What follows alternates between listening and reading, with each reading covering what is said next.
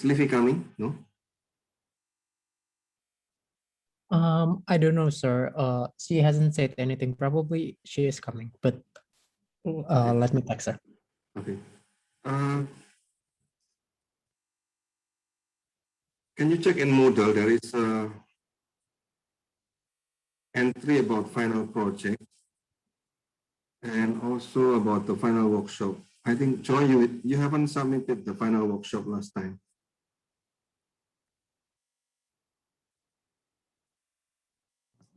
The PPT.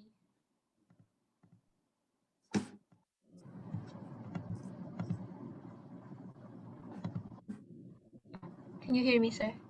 Yes, yes. Oh, okay. Yeah, wait. The PPT, yeah. I think I forgot. Sorry. Yeah, you just uploaded the one you presented last time. And then the final program. Okay, the final program, can you put it in Moodle also? Just the code and the unit test. Okay. Okay, sir. I think Livy will input the final one. Yeah, that's fine. So one group, one submission. Okay, and then the final exam will be on June 18, right? The same as OR. So that is 9 to 11. So I open here from 8 to 1 o'clock. Okay, and then the time limit is 1 hour and 30 minutes, but I guess you can finish it in 30 minutes. Anyway, and it will be 2 times, 2 attempts. That means, do you understand the meaning of 2 attempts here? No. 2 attempts mean you can try 2 times. Say, for example, the first time you do the exam and then your grade is not satisfy you, you can do the second one, the same exam anyway, right? And then it will take the best among the 2. Of course, if first time you already get 100, no need to do the second one. The second one is optional. And the time is 1 hour and 30 minutes for both of them. Correct. Oh, yeah, it's okay. I believe you can finish it in 30 minutes per exam anyway. But I open it from 8 to 1 o'clock, so it's up to you what time you want to take it. Of course, if you take it at 12 o'clock, whether the time limit is 1.5 hours, you will finish in 1 hour. You got it?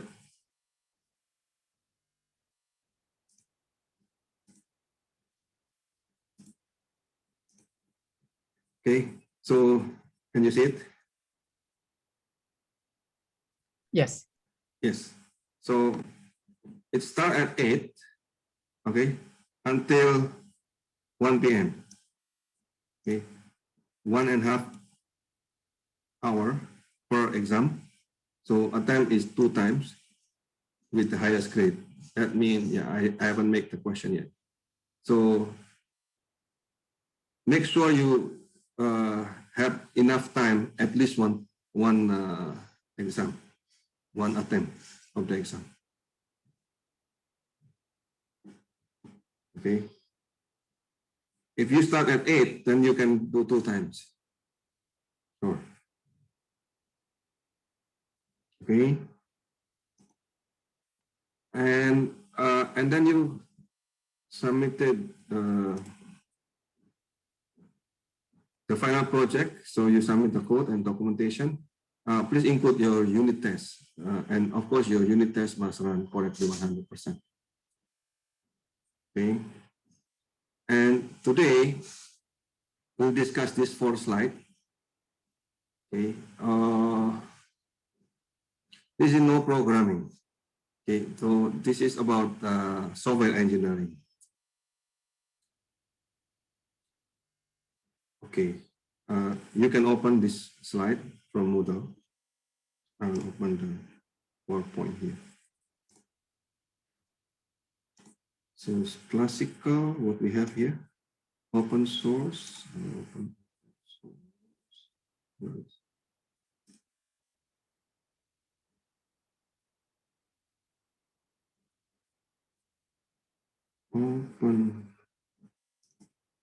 source is, I guess this one.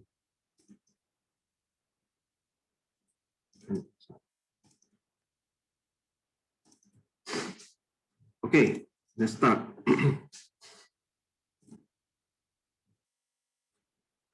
Can you see my slide? Not yet, sir. Not yet? We can see it now, yes. Okay, good. So far you have learned about programming in Python, right? So after that, the last meeting, we discussed about analysis of algorithm.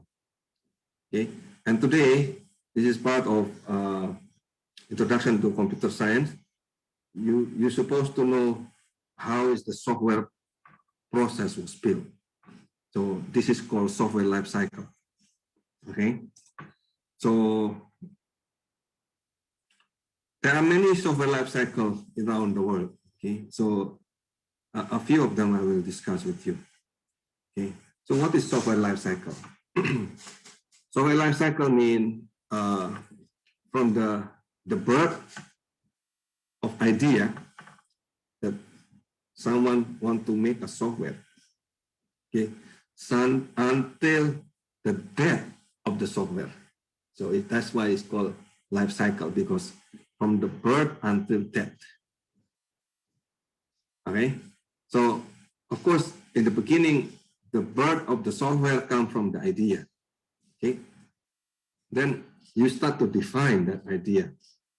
Okay, oh, I have an idea to make. What was your project about last time? Pancha? Sorry, the note taking. Note taking. Okay. Okay. Oh yes. My final project. Yeah, Levi, your project about what? Or Joy? Virtual assistant. Okay, virtual assistant. So you get an idea, that is the birth of the software, and then you define it, right? Oh, this virtual assistant will be doing this and that. That is how you define. Okay, something missing there actually is analysis and design. Okay, something that you did not do in this class, at least not yet. But I just want to touch about it today.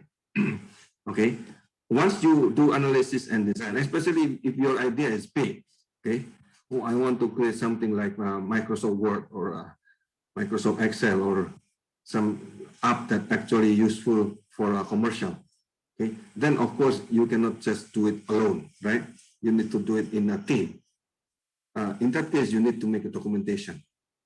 You need to define it clearly in paper, okay, in writing, in drawing, and then you analyze that, then you design that, and then you can develop in a team.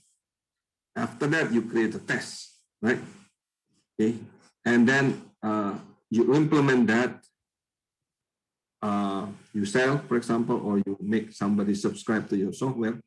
Okay, and because you implement that to the real world, what will happen is when someone use your software, okay, they will start to make complaint. Oh, there is an error here, or there is an error there. There is a bug here, there is a bug there. Then you start to maintain that software. Okay. Eventually, whether your software is very good or bad, okay, the software eventually die. Why? Why software can die? What do you think? It goes up out of date. Yes, it's out of date, right?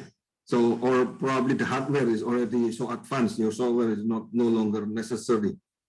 Okay? Or your competitor already make much better than yours, right? So, your software is still there, but if the software nobody used, then it's dead, correct? Okay, so you start with the problem. Okay, then you define the requirement of that, how to create that. Okay, and then you do what is called specification. Okay, after that you create a program and you will have a working program. Okay. So software lifecycle is basically, in general, consists of three. Okay, one is definition. Okay. Second is development. The third is maintenance. So definition means you create the plan, you create the specification, you make it into writing. Development is the programming, testing, debugging, right? And what is maintenance? What do you think? What does software maintenance mean? Giving an update when there's a bug, when there's a problem. Okay, so now definition in here is planning, right? You did not make any program yet. Second is first is definition, that means only planning. You create the design, you create the spec. Development is the programming, testing, right? So maintenance is debugging and making a new feature, right? Making it better performance, right? Perfection. My question to you, in these three phases, which one is the most difficult? Can you guess? Joy.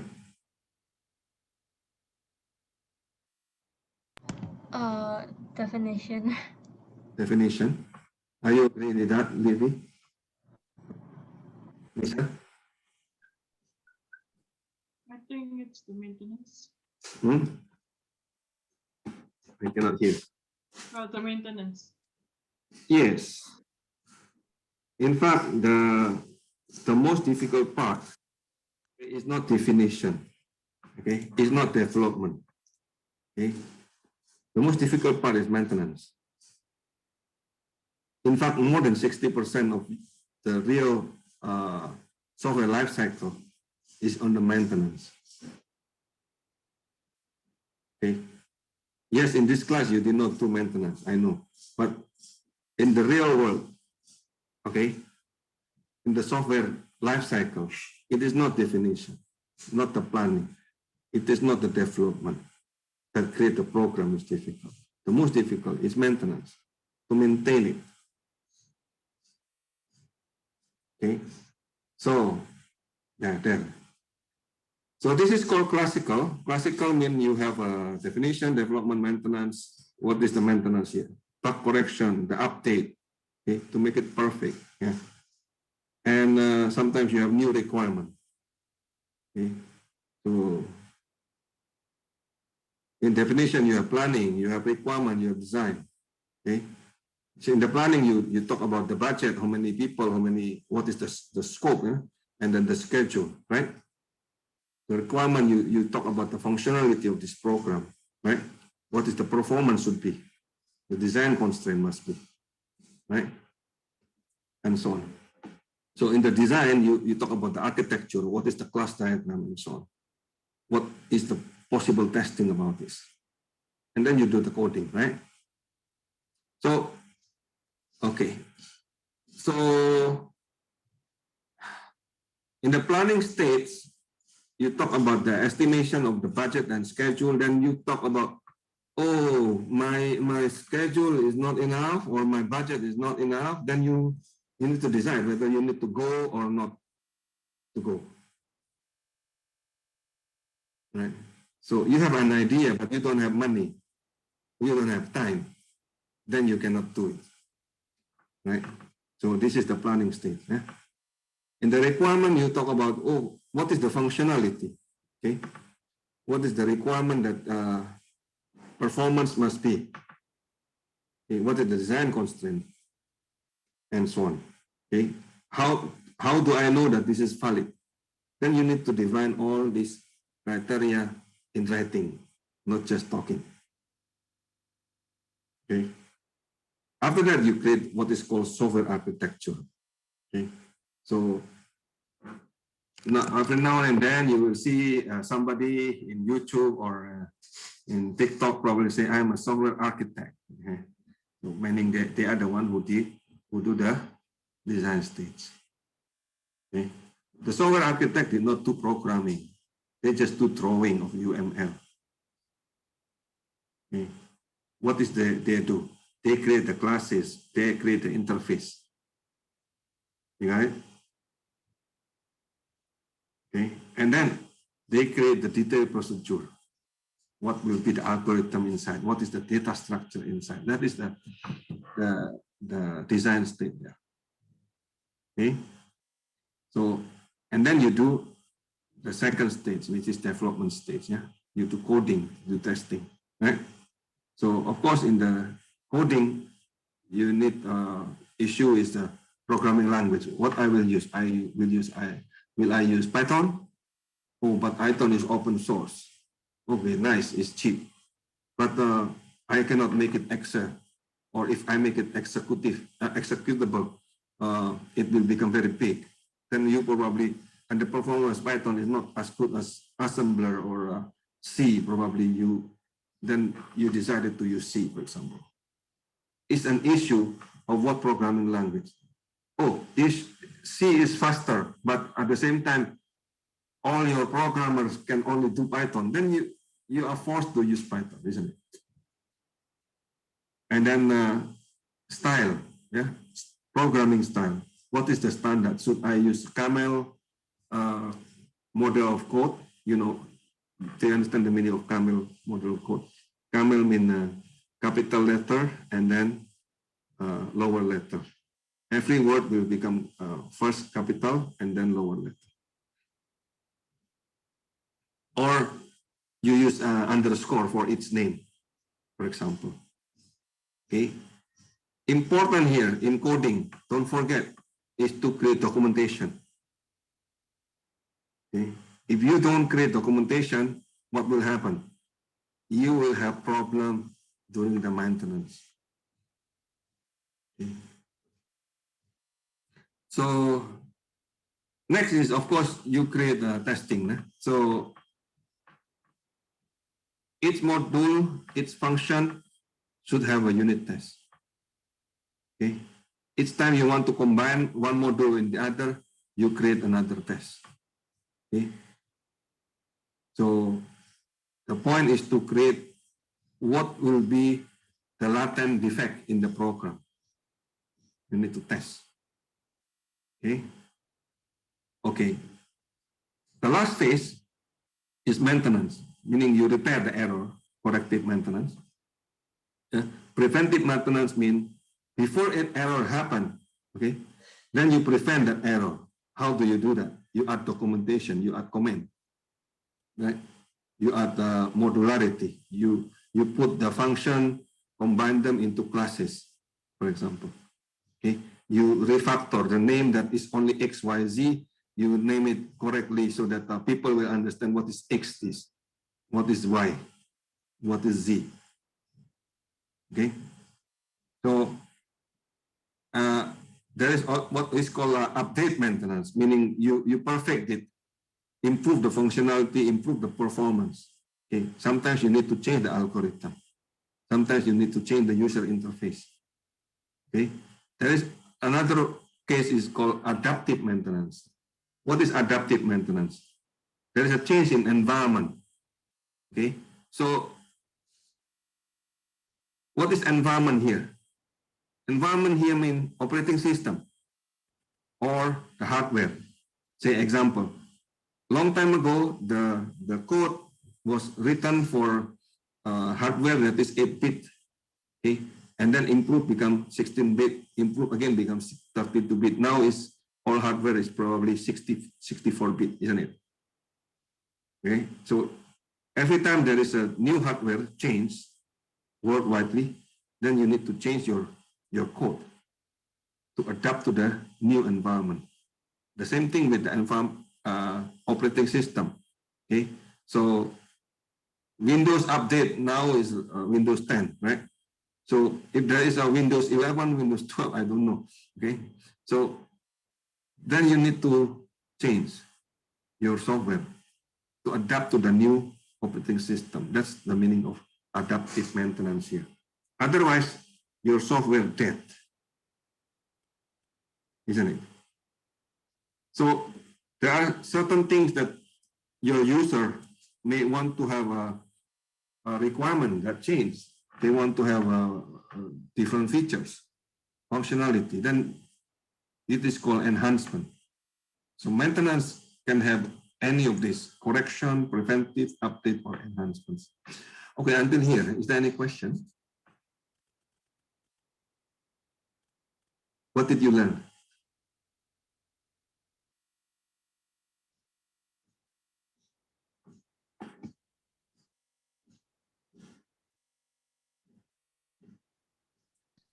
Well, I understand that maintenance is a lot more difficult than development, and you have to keep your software up to date with other software as well, like the operating system and the hardware, right? From like you said earlier that back then people were like coding for 8 bits processors, I think, and now it's pretty much 64 bits, right? Right. 32 bits operating system are Almost out of phase. Yes. Yeah. So yeah, it's very hard to keep your program up to date. Correct. So here it is. You see the iceberg. Okay? On the top of the iceberg is the development. This is in terms of software cost. Okay. So at the bottom of the iceberg is the maintenance. Very huge.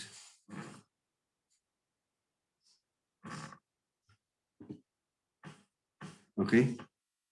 So here, look at the relative effort in terms of percentage.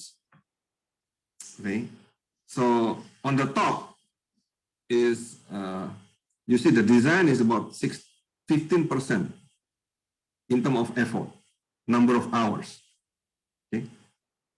The requirement engineering, meaning to define the software itself, the ideas, is about 10%. And then you write it down into specification. That is about 10% of your time. Okay. And coding is about 20%. Yeah. And testing is about 45%. Right. Then at the bottom here of the pie chart is about maintenance. You see, 50% of the time is about perfection. Corrective maintenance is about 20. Yeah. Adaptive maintenance 25% of the time. Yeah. And preventive maintenance is actually only 4%, very low. This is based on many studies, okay, by many companies over many years. Yeah. Can you see that?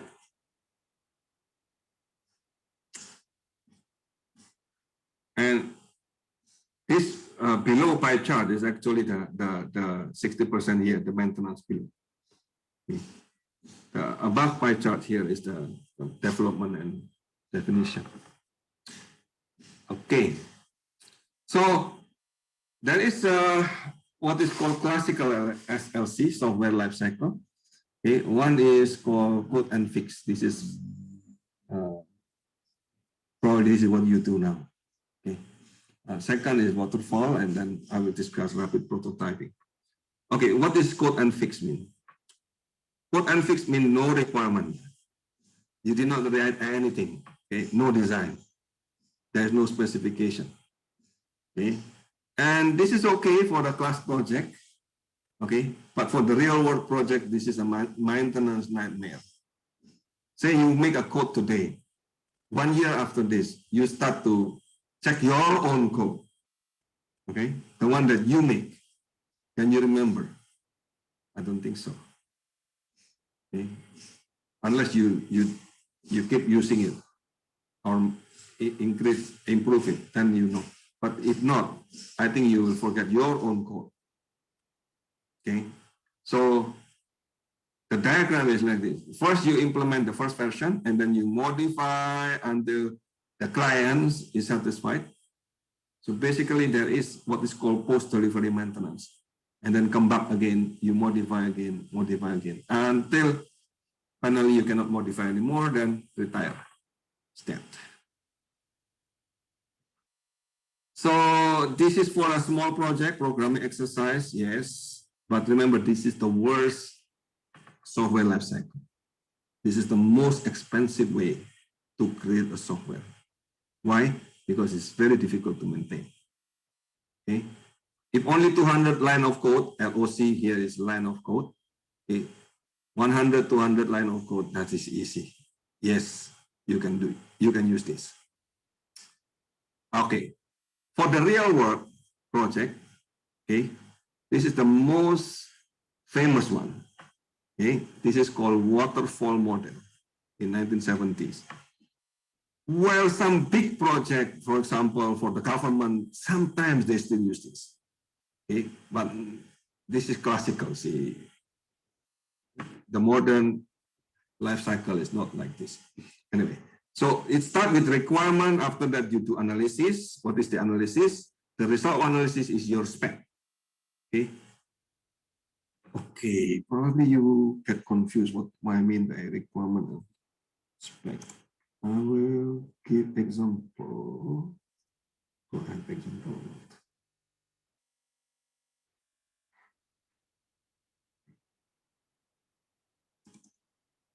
I don't have the example here. Anyway, when I find the example, I will show you. Huh? Sir, I have a question. Yes, please. If someone developed the code, do they still save the first version, like, or they just save the latest version, or they still save the version that they have been made and then develop it? Yes. So when you create a code, you create many versions. Okay. So, and then each version, you will keep all of them. Okay.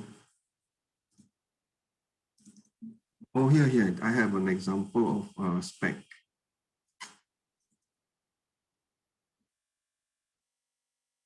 And I will show my screen to you. This is my analysis document when I was in Vienna, in Europe. Okay, so we create the project scope, the definition, you see that. And then this is the design, you see. This is the module, right? Can you see it? And this is the scope, the domain, and we have 3 levels of simulation. And this is the architecture. These are the packages. Okay. And then we design each of the, can you see? This is the class diagram. Okay. This means inheritance. Can you see the arrow? Okay. And then we define more detail. Okay. The detail of the name of the class. Okay. Plus symbol plus here mean public, right? Public property. So, see, you need to design everything one by one, detail. This is just example of them. Okay, this is in 2007. And then we create, can you see this list of file? Okay, so this is the example of the analysis document also have version. Okay, so the same thing, but we fix this and that, then we create another version. Even the document need to have version. The same thing with the program to answer Levy.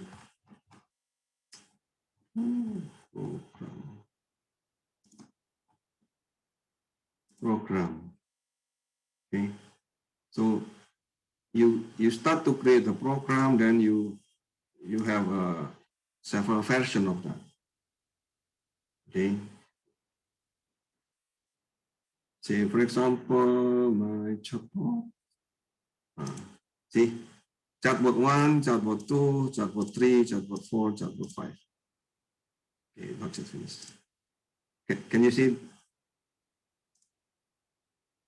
So each of the program and your document should have version, and then you keep all of them. Anyway, hard disk is cheap, right? Nowadays. So then you need to keep all. And if you use GitHub, for example, okay, and you upload it, you can also compare, okay, one code and the others, and you will see the difference between one code and the others. Yeah. GitHub a very good tools for that, so that you can compare one code and the other. Say, for example, version 2, you upload it, okay? Then it will show that version 2, the difference with version 1 is this. It will color code differently. So that you will know, oh, this is the one that you changed. Do I answer your question, Levi? Also, we need to keep all of the version because we can track what. Yeah, you can trace back. Correct. That's correct.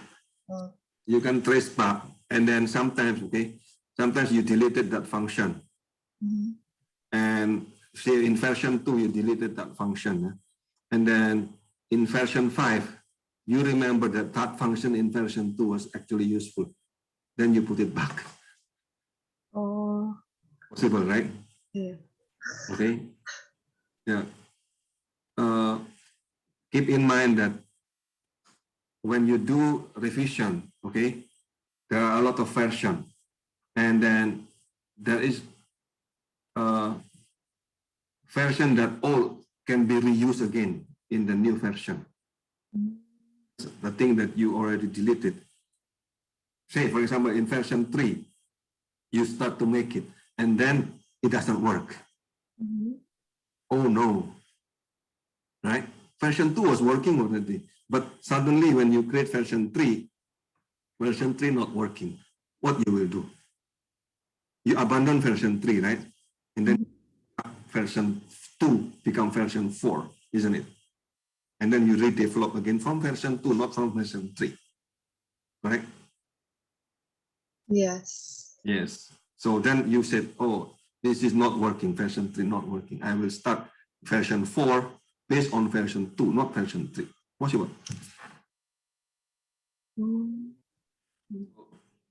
That's why it's already working, okay? And you want to change the algorithm, the data structure, or the interface, the three of them, okay? One of them changed, then you need to create a new version. It's just name, you don't need to make a new version. The refactoring of the same name, the same program, but only name change. You don't need to create new version, right? But when you change the interface, when you change the data structure, when you change the algorithm, it's better you create a new version. Why? Because when you create new version and then it's not working, you can come back. Okay. So next, where are we? Okay, so in waterfall, can I come back to waterfall model?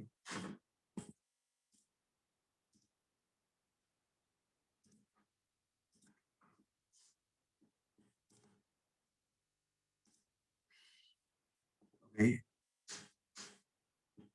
Look at the one in DAS here, the change of requirement. Okay. So the one in DAS is the maintenance. The one in solid arrow is the development, right? So when there is a change in requirement, okay, you may change the analysis, you may change the design, okay, and then you come back again, like water going down, okay. Until finally, of course, from analysis, design, implementation, and then maintenance. If you cannot maintain anymore, if the cost of maintenance is too high, then you better retire this software. Okay, create new.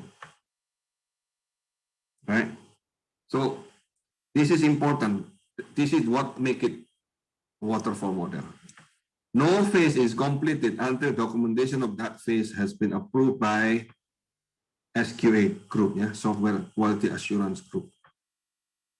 Okay, so for example, you are in the requirement, right? So then you have what is called requirement document. I will show you example of requirement document from my email password.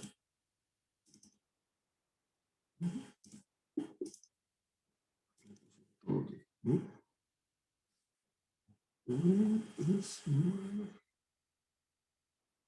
I cannot find my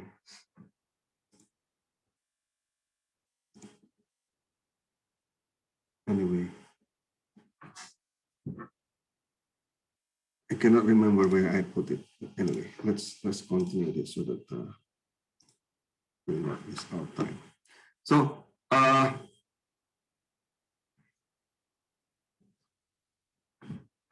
when you have one phase, okay, like requirement analysis, design, implementation.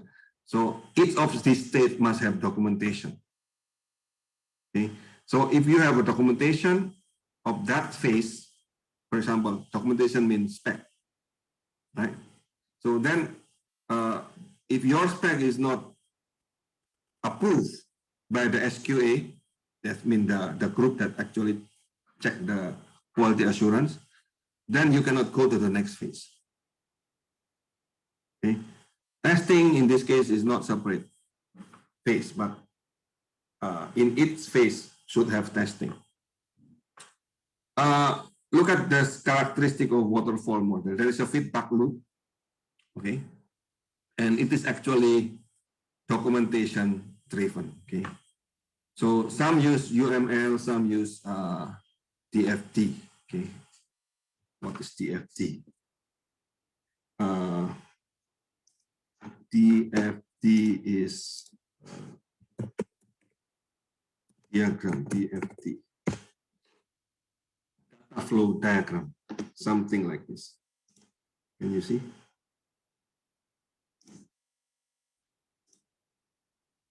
Can you see this? This is an example of data flow diagram.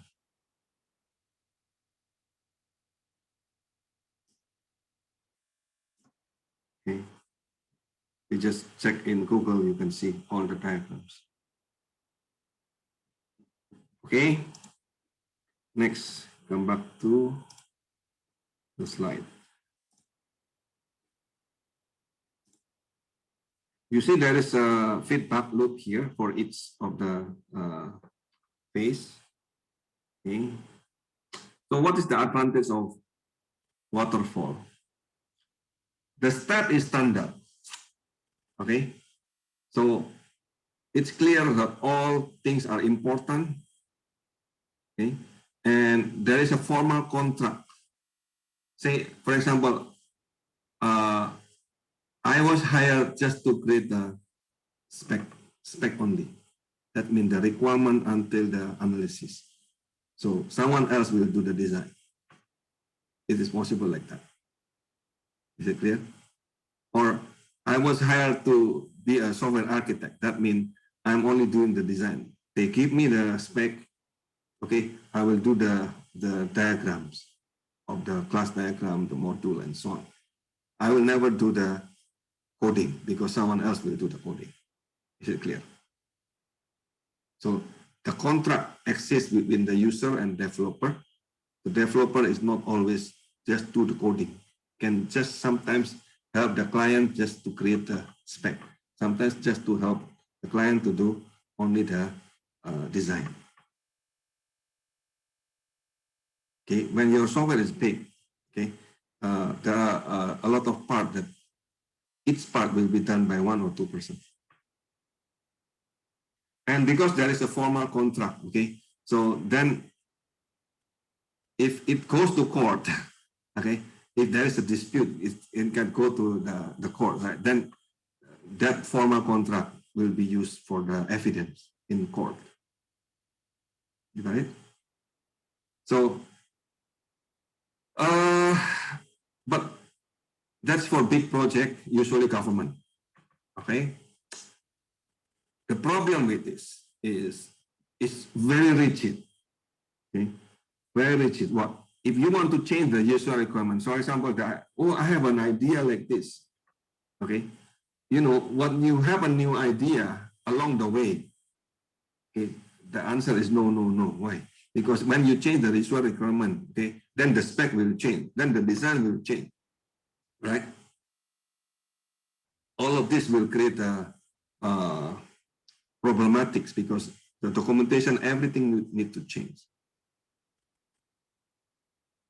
They don't want to, if they don't want to change it, okay, again, it's another problem because again, this documentation will be the evidence in court in case there's a dispute. So usually that's why only a big project or government project usually use this waterfall model. Is it clear? I mentioned here poor user enforcement, meaning the user is only in the beginning. After that, during the planning, the design, until the coding, testing, the user is only look from the far away, okay? And then the user will come back again after the testing finish. So this is a drawback because it's not agile. If you want to change, very difficult. Okay, say the user see the working product after the entire product has been coded. So what happened is often happen like this. Okay. The user will say, I know this is what I asked for, but this is not what I wanted. You got it? So the user think this is what they asked, okay? But their imagination and your imagination, even if it is in writing, is totally different. So this is the problem with waterfall model. Then improvement of waterfall model is called rapid prototyping. So this is one improvement. Okay. So what's the difference? In terms of the diagram, it's the same as waterfall model, isn't it? Okay. But the difference is you create the prototype first. Actually, you did this. Okay. During your first workshop, you create this, right? Right. I asked you to create prototype. Not working is fine, but you make a prototype first. Okay. So one day you will work in the real world and say you want to create a model, you want to create a software for a company. Okay. Then what you will do? Okay. One way is to create prototype. Okay. It's not really working code, not really working, just a GUI, graphical user interface only. Okay. And you will see, is this what you want? Okay. And if the client said, yes, this is what I want, then you continue with the real code to make it work. Okay. Most of the time they will say, no, this is not what they want. Even this is what they say, but this is not what they want. Okay. So using rapid prototype, okay, usually you can, a lot of tools to create prototyping. Okay. Then you have what is called time boxing. Time box is a fixed time, okay, within which all the activities is done. So say you talk with the client, with your user. Okay. Say one company hire you to create this software. Okay. Then they will say, okay, this is the requirement. Number 1, number 2, number 3. For example, the requirement is, oh, there must be a login. There is a sign up and so on. So these are the requirements, okay? And then you sorted the requirement by some priority. Is this what you want? This is the most important for you? Yes or no? Okay. If this is your first priority, I will make this first. Okay. The one that is not important for the user, you will do it later. Then for each of these requirements that was prioritized, okay, you as the developer need to give your estimate. Say, for example, oh, I can do this in 2 days. Or I can do this in 1 week. Do you get it or not? So you create a bargain for each of that requirement. Okay. So now, what happens if you cannot finish? If you cannot finish within that time frame that you agree upon, okay, then some of the functionality will not be done. So some of the functionality will be sacrificed.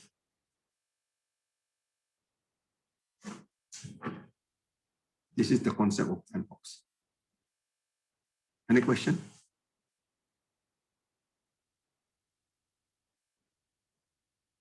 So the time is more important here than the functionality. Say, if you agree to meet within 3 weeks, so the next 3 weeks, you either to finish everything or you finish maybe 80% of that. But within that 3 weeks, you must deliver. That's the meaning of time box. Clear? So, what is prototype? Mostly GUI, okay? In prototype, there is no error checking, right? So even if you input wrong numbers become string, the computer will not know, and then it's just generate error. Okay, there is no real access to the real database. You fake the database. Okay? There is no help screen. Okay, there is no option.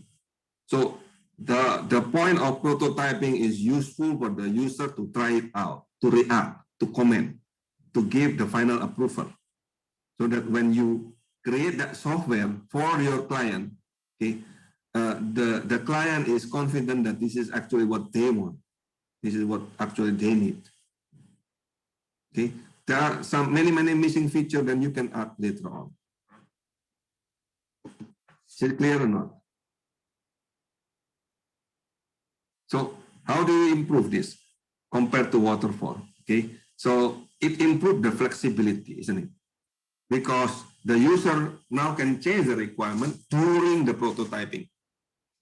With this, okay, the requirement become clearer. What they want is clear. Most of the time, the real problem in software is the user themselves have no real idea what they want. Okay, they just say, "Can you make it like this and that?" But after you make it, they will say no. So prototyping improves this kind of communication between the user and you as developer. Okay, so this is very good method for in-house development. Say you are paid by time. Okay, but this is not so good if it is a project based, meaning you are paid per project, because you know what happened. If you are paid per project and they will keep asking prototyping, then you practically doing all this time, a lot of time waste for creating prototype, and project never done. Do you get the idea? If you are paid to do a prototyping, then you need to ask, can I get paid per time, meaning per hour or per day? Any comment?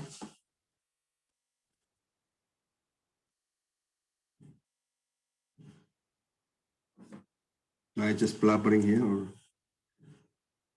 okay? Can you summarize what you just learned about waterfall and prototyping?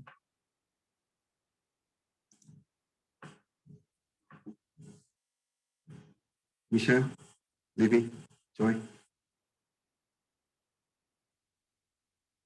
Mancha?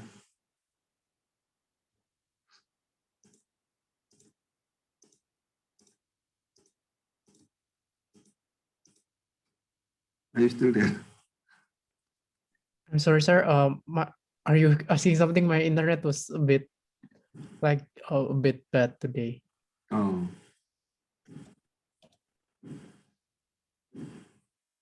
I think it's interesting.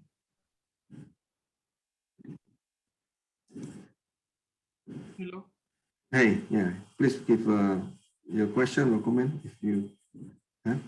I think it's pretty clear. We can continue. Okay.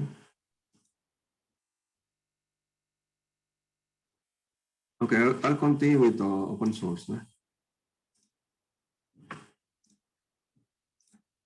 So nowadays many software are open source, right? My question to you. Okay. Open source, right? For example, Linux is open source, FreeBSD, a lot of GNU open source. In GitHub, you can see a lot of software open source, right? So my question to you is how they generate money? How they generate money out of giving all the code? License. The license is free.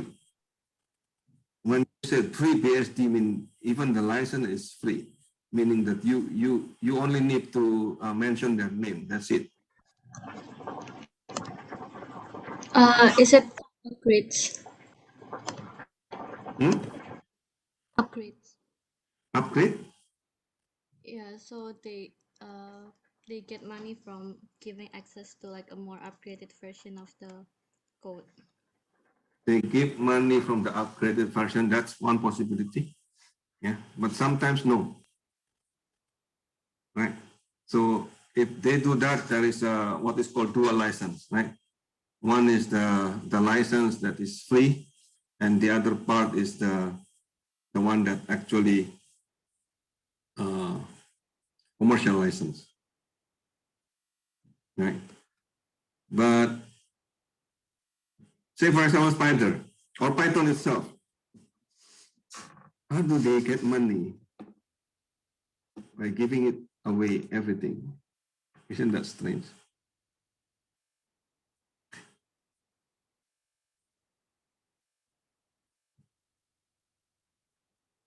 What do you think?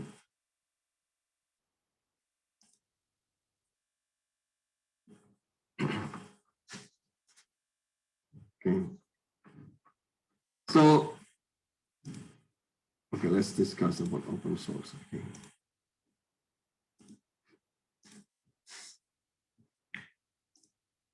In open source lifecycle model, there are two informal phases. Okay. First one is the individual, usually build the initial version, and then they make it into available for the internet. Okay. Then, if there is sufficient interest in the project, okay, that means highly downloadable. Okay, the number of users suddenly become a lot. Then the users become co-developers. The users become co-developers, meaning it's not the project of one person or one team, but suddenly the project of everybody. Okay. A lot of successful open source model is starting with this. Okay. For example, Blender or what open source model that you know? Python, for example, right? So it started with somebody created this software out of academic interest, okay, and then posted somewhere there. Similar with Linux, okay. So and then suddenly everybody think that this is useful, and then they start to contribute. Okay? a lot of people, millions of people contribute. Then it is become a common good. So everybody think this is good. Then they continue contributed. So the user, say you use it and then you contribute also.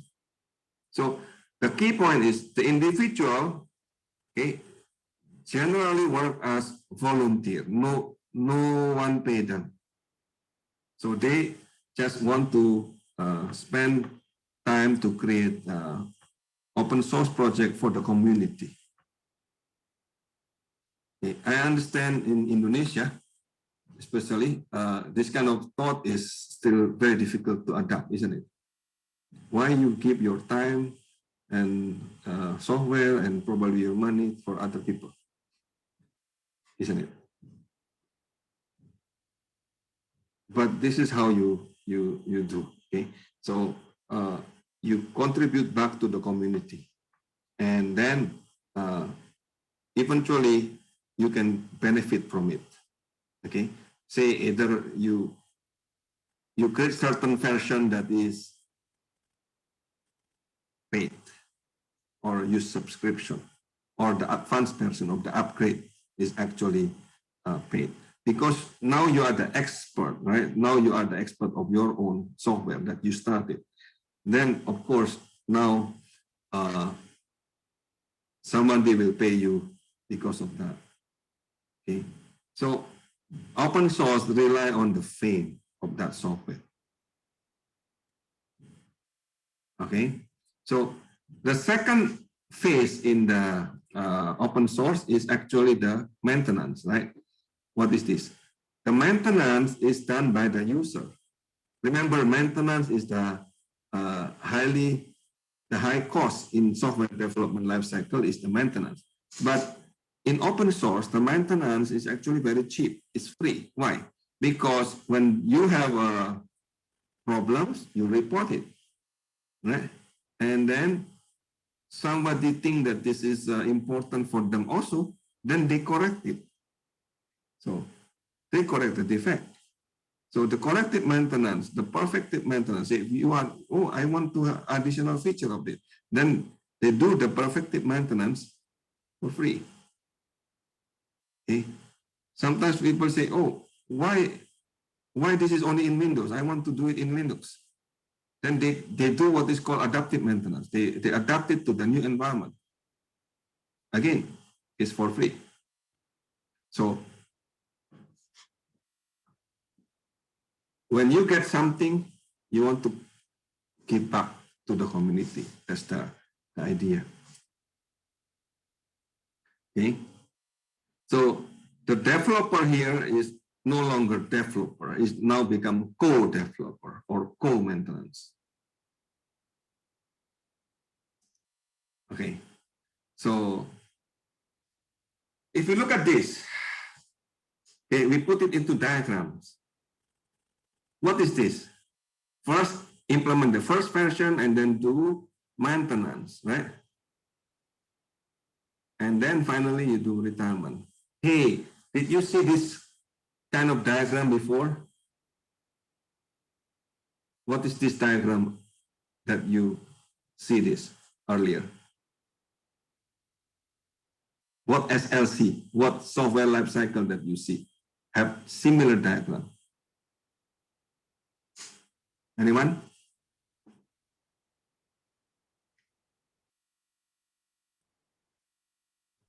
Is it the first one? Yeah, correct. The first one, the fix and code that I said is very bad, isn't it? But why now the same diagram, okay, in open source lifecycle model become very good?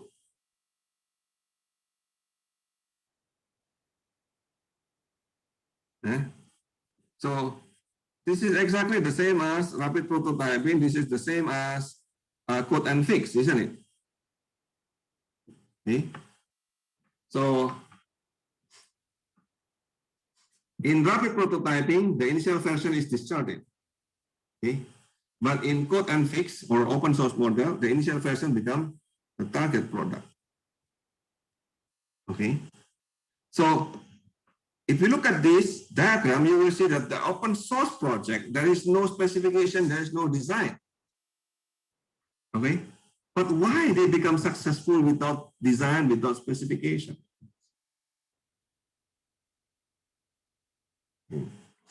So the point is actually in the maintenance. Okay, the maintenance is the point. In the closed source, not open source, okay, the software is maintained and tested by employees of your software development company. Okay, so if the user submit a failure report, okay, right, you record it, okay, but the user actually never submit the fault report. What's the difference? The failure report is the one that they observe as incorrect behavior, right? The fault report is actually the incorrect source code that make it not working. If you close the source code, the user never know why this is a problem. Can you see it? They only see from outside the performance of the software is not working. But when you make it open source, okay, the user will not just telling, oh, this is a defect, okay? But they will also say, this is the defect, why? Because this line of code is the one that caused your problem, okay? In other words, they are actually sending the fault report, not just the failure report. Can you see that? That is why this becomes the advantage of the open source. It is the user who corrects it.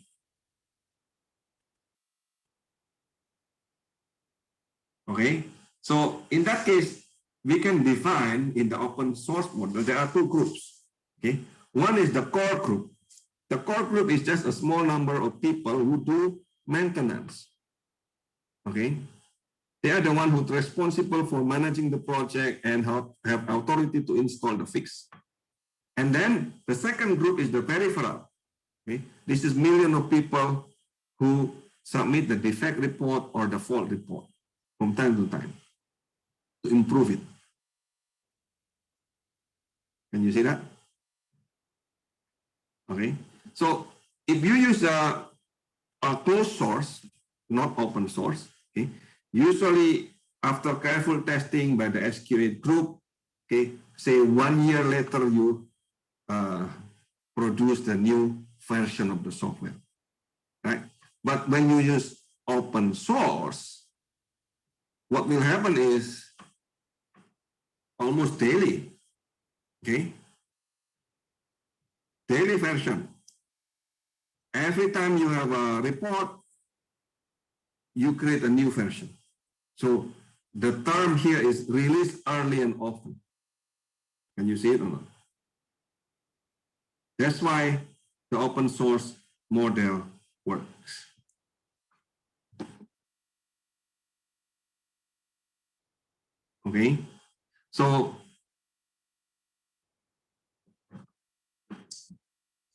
Okay, so nowadays, like Microsoft, for example, long time ago during Bill Gates, during the Palmer's, okay, they rejected open source.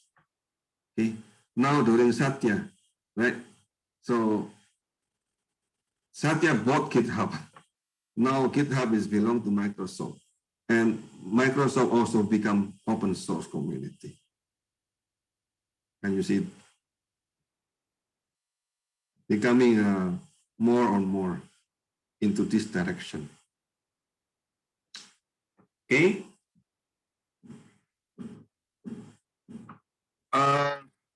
Yeah. Okay. Any question up to here? This is I will not discuss every software life cycle here. I will just discuss the most important things for you.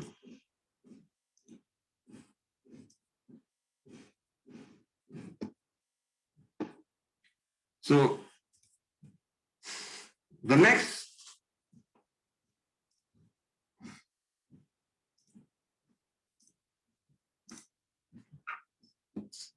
modern life cycle is called agile or extreme programming.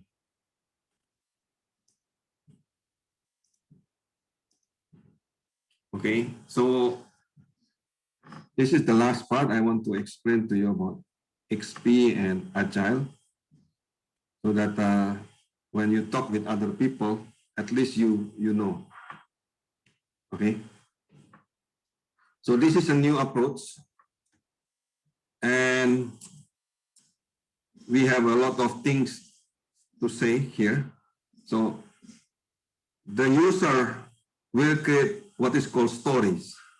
Okay, and then what is stories? Stories is the feature that the clients want, and then the developer will estimate the duration and the cost for each story. Okay? And then you will select the stories for the next build. And then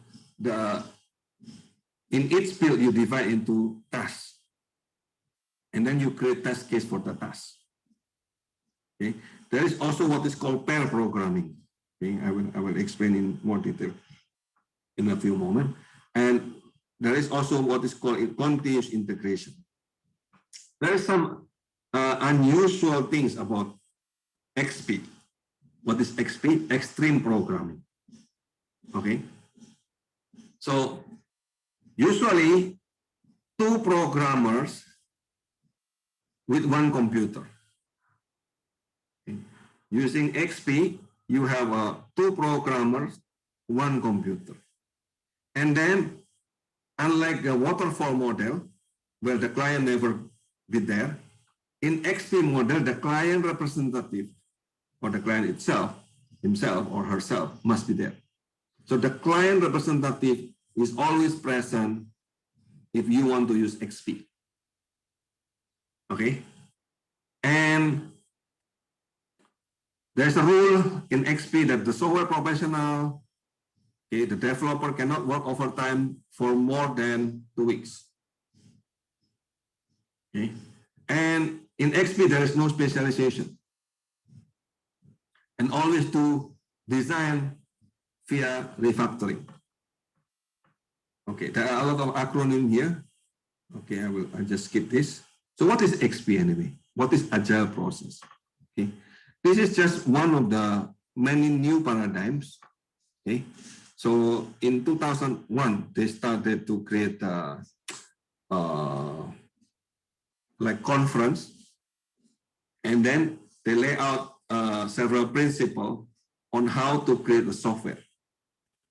Okay, and over time, okay, this principle becoming more and more solid nowadays.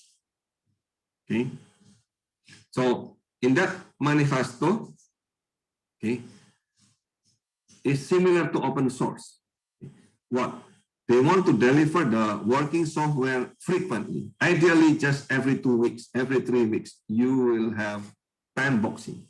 See, 2 weeks, I will deliver. In 2 weeks, I will deliver. Okay. Unlike in waterfall model, you finish the project, then you deliver, isn't it? In agile, no, I will deliver every 2 weeks or every 3 weeks. So that means every 3 weeks is called, the term is iteration. So the team member will do their best to finish all things that is required by the user during that time box of 3 weeks or 2 weeks. Okay, so with this, the confidence of the clients is high. Why? Because they know in the next 2 weeks, the software will have this and that they want. Okay, and the developer also know, okay, they have only 2 or 3 weeks, but no more than 2 or 3 weeks to deliver that new iteration. Okay, The nice thing is within that 2 weeks or within that 3 weeks, okay, the clients cannot interfere. They cannot change the features within that time box. So you got the idea? Imagine you compare with the waterfall model. Okay.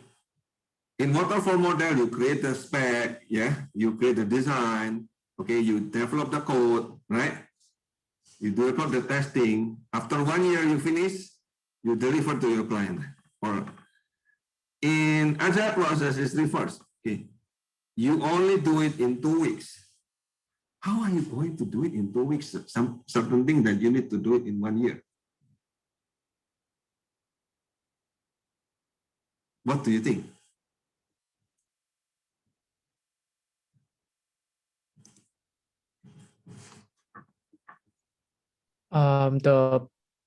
The program is not, it probably is not finished yet. Maybe there is, it's not No, polished yet. it Like, must be finished. It must be finished. In 2 weeks must be finished.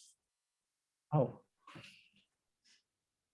well, maybe because the clients cannot change anything, they can finish it faster, Yes, I but guess. in 2 weeks, you must finish.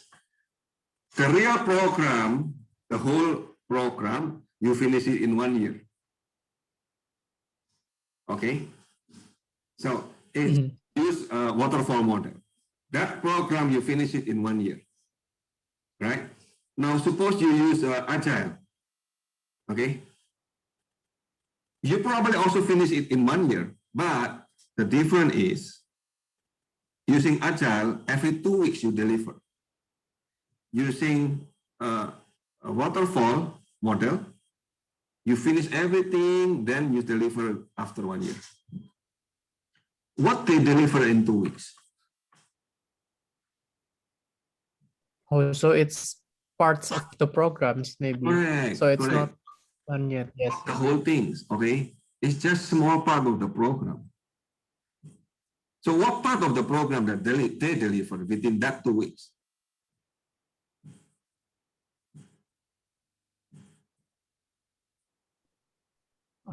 Depends on the program, I guess.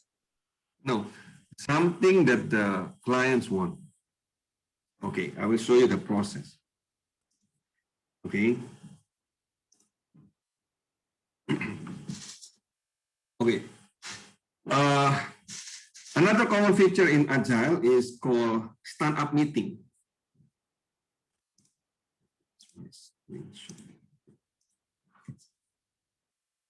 Can you see it? So what is stand-up meeting? Stand-up meeting is actually a short meeting.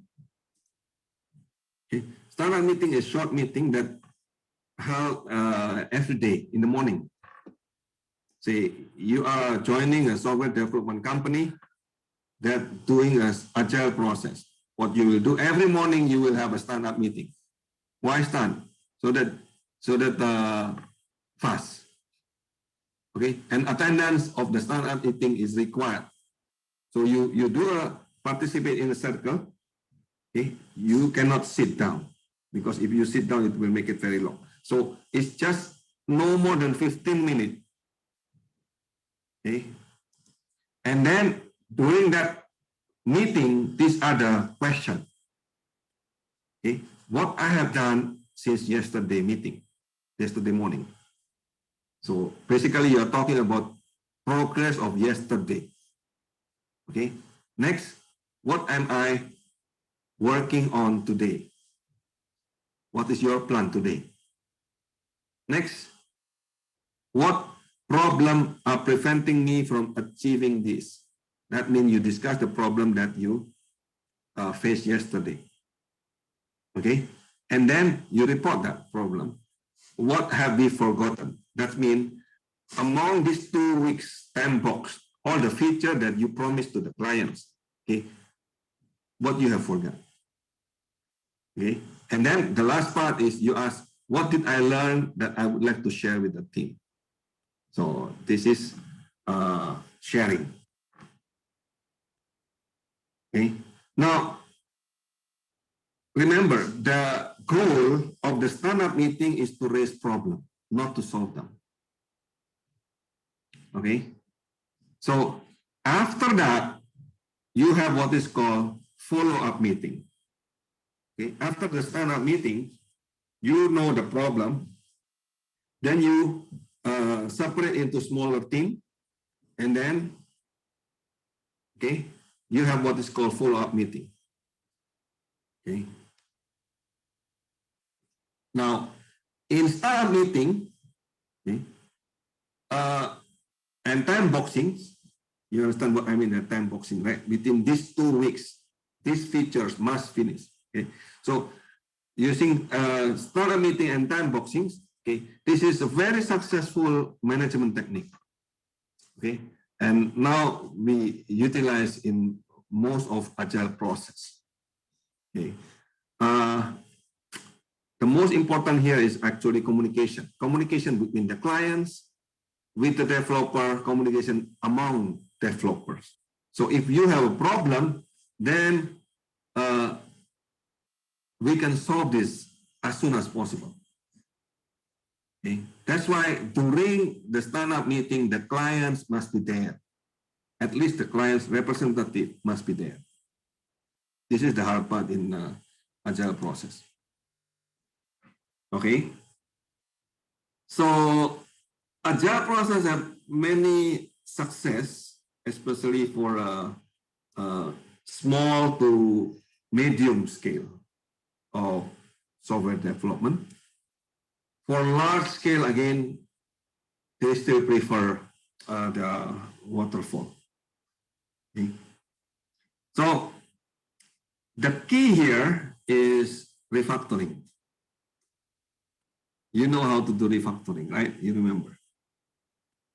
Okay. So refactoring is the real maintenance and the design of agile process. Okay. Let's talk about the agile process itself. Okay, what do you mean by agile? Okay, agile means the ability to respond to change, right? So I already discussed about this. Okay, so these are the manifesto in Agile Alliance. Okay, so individual and interaction is more important than the process and the tool. Okay. Working software is more important than comprehensive documentation. The customer collaboration is more important than contract for negotiation. Right. So the environment become positive. No? They are not thinking to make the contract so that can sue you in the court, right? They make a contract so that you can collaborate with the clients. And most important here is to respond to the change. Is more important than following a plan. Okay. So these are the methodology that agile people think. If the design is good, why not design become everybody's job? Why only software architect? If simplicity good, okay, why not to use a simple design? If architecture is good, why not everyone work on defining and refining the architecture continuously? Okay. If short iteration is good, why not the iteration make it as really short, like days or hours instead of weeks or months? The same thing. Okay. So if the requirement and design and code review are good, why not to do it all the time?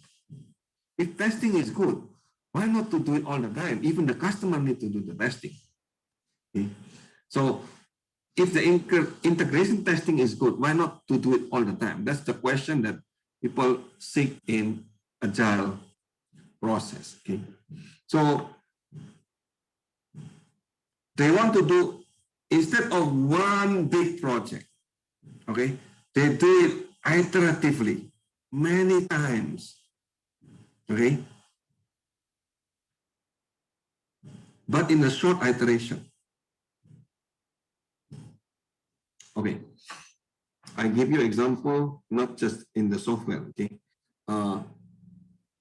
say writing a paper or making a report among you, right? So you can also make it into agile. How? So I create the first report, right? And then I send to you. So then it is your ball to fix it, to revise it. And then you send it to me again. Okay? And then I will fix it again.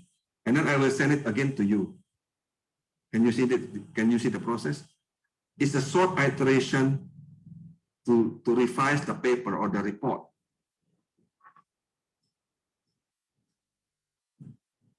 Okay? Instead of waiting until one time, do all the report, now we make it agile. Okay. You get the idea?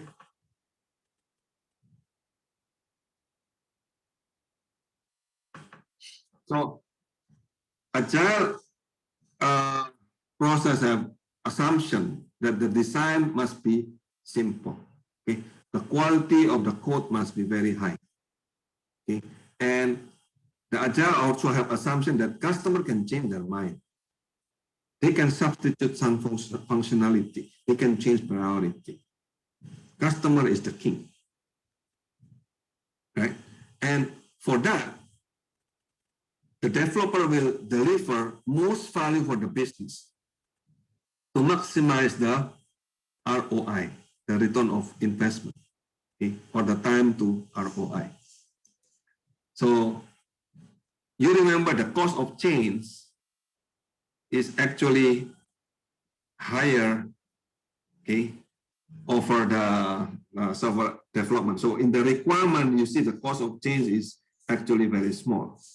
When you are in analysis, the cost of change is a little bit higher. Right? If you are in design, again, a bit higher. When you already implement it into code, then the cost of change will be high.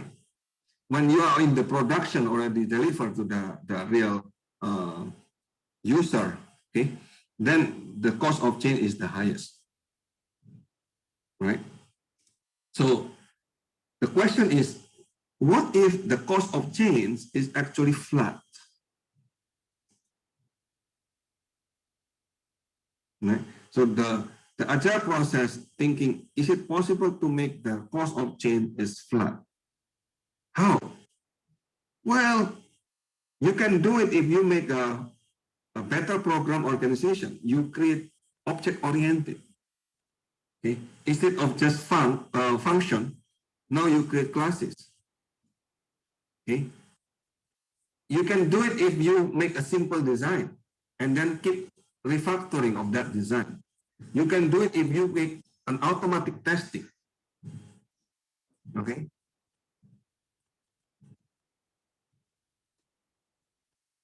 So what is extreme programming? A system of practice that community of software development is evolving to address the problem quickly by delivering quality software and evolving it to the to meet the changing of business needs. Okay, this is the slogan of extreme programming anyway. So basically, if you look at this extreme programming, the emphasis is in the teamwork, the emphasis in the customer participation. Okay, I will give you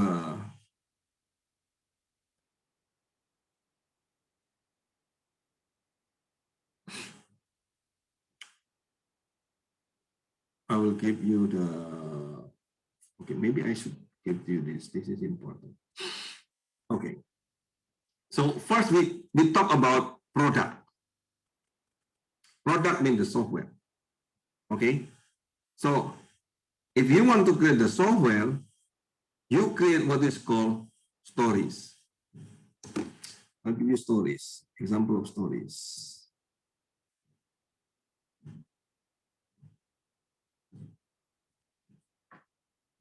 Okay. Stories. Here. Stories is just short description of what the business or the customer want for the software to do. Okay. And short very short. It's just a 4x6-inch card. A small card like this. Okay, so something like this. I will give you the example. Here. Say, for example, you want to create a simple project.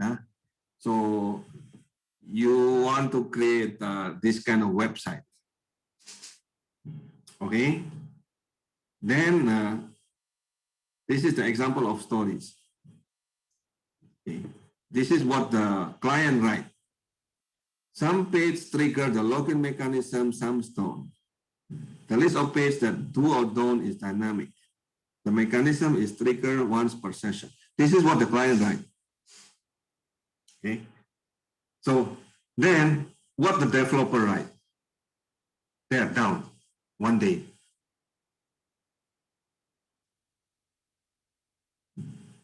Okay. This is another example of the story. When the login is triggered, the site cannot detect that the user is a member. The user is transferred to a login page, which asks their username and password and explain the login process and philosophy of the site. This is what the client said. Okay? What the developer said. 2 days. Okay. Again, this is example of user story. The username must be email address. Okay. This is what the client said. The user will say it's a constraint.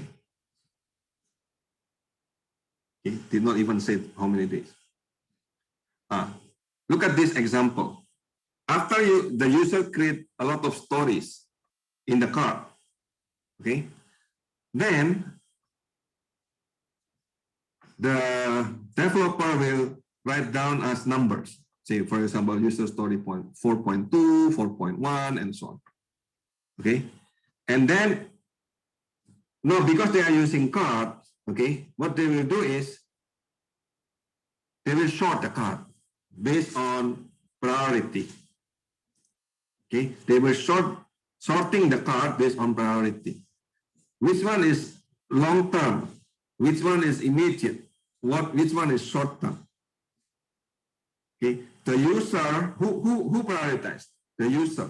Okay, the user will say, okay, this is most important. Do this first. Okay, and this is secondary important. This is later you can do it. Okay, so the one who prioritizes is the user, right? So can you understand the meaning of stories or not? Any question until here?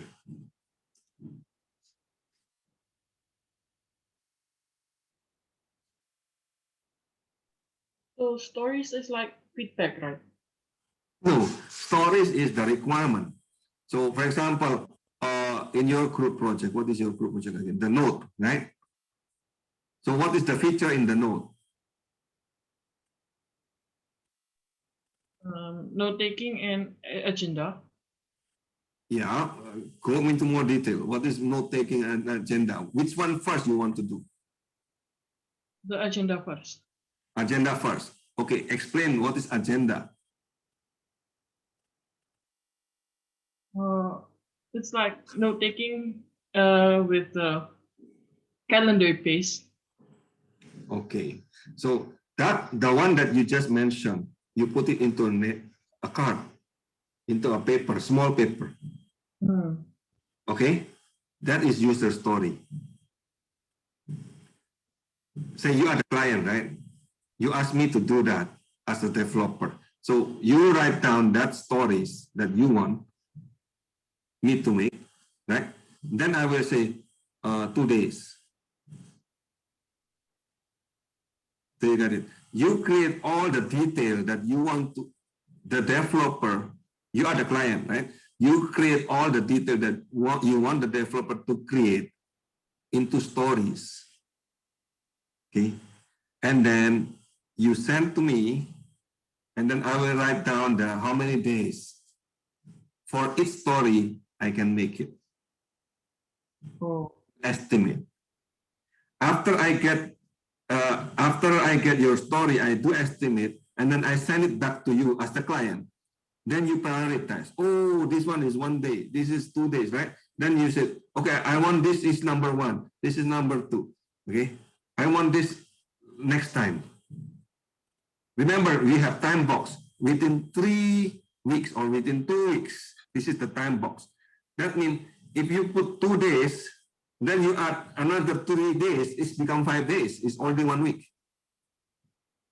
2 weeks is only how many days?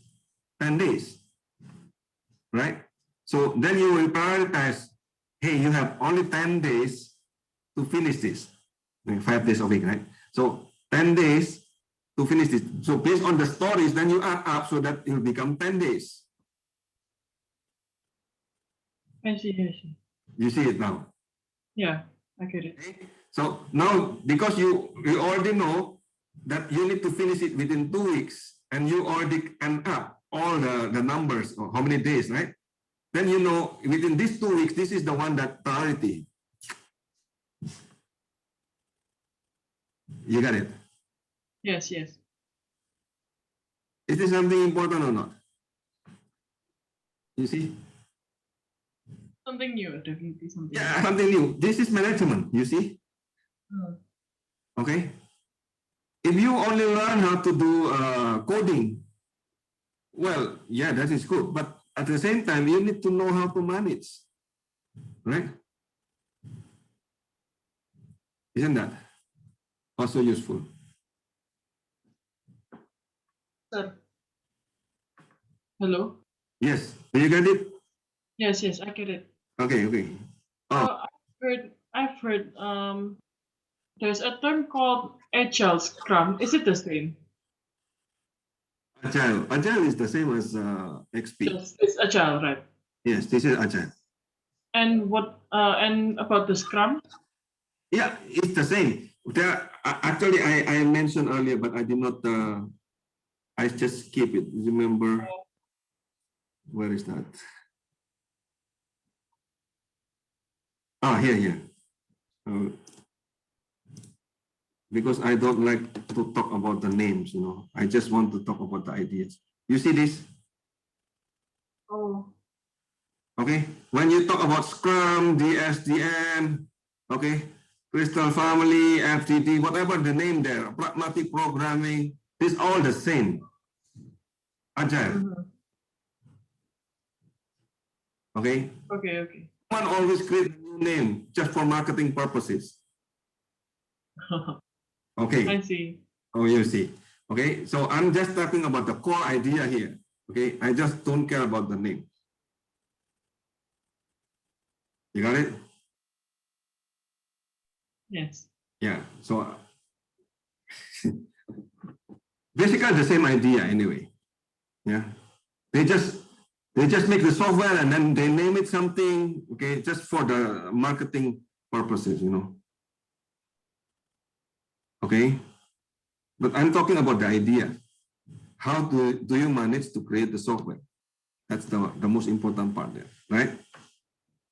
So can you see this? So the XP, what happened?